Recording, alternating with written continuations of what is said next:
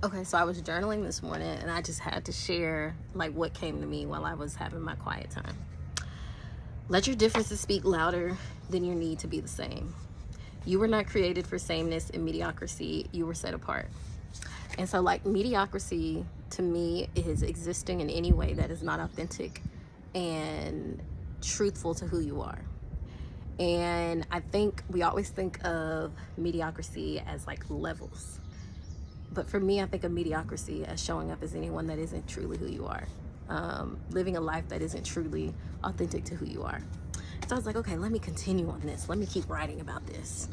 And so we naturally run from what makes us different. What happens if we lean into it?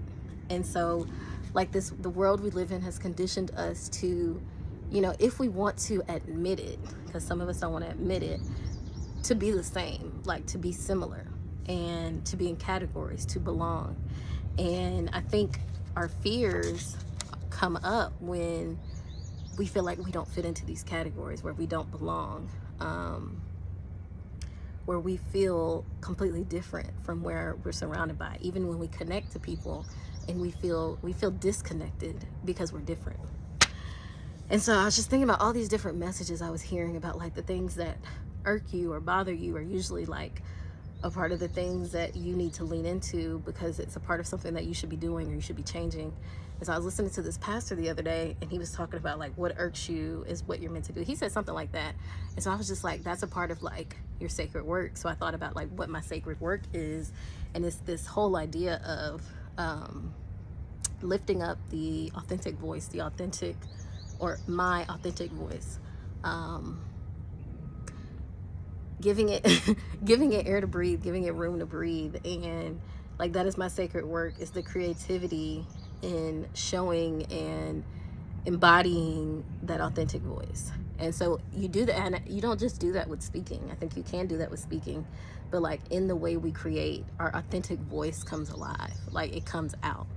And so then I kept writing and I was like, people are waiting to hear your voice, to experience your story, to relate to your experience, to heal from being in community with you. And I was like, dang, that's kind of powerful. Like, and so I was like, let me think about, like, just think about all of the people who you have thoroughly enjoyed being in community with, who you have healed and transformed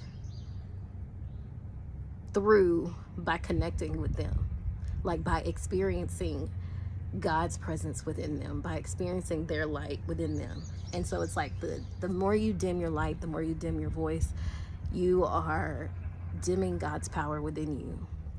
And by dimming God's power within you, you are limiting people's opportunity to connect to that energy, to connect to that deep level of healing. And like that to me is what is a sin.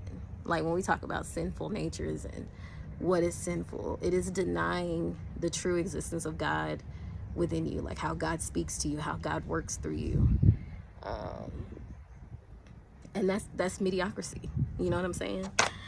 And then the last thing I ended with, your desire to blend in is killing your soul.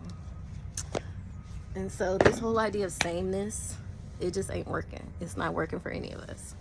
And so I am working on eliminating that from my perspective, my view of life, my belief systems, and my projection of them onto other people, because that's a big one. So, yeah.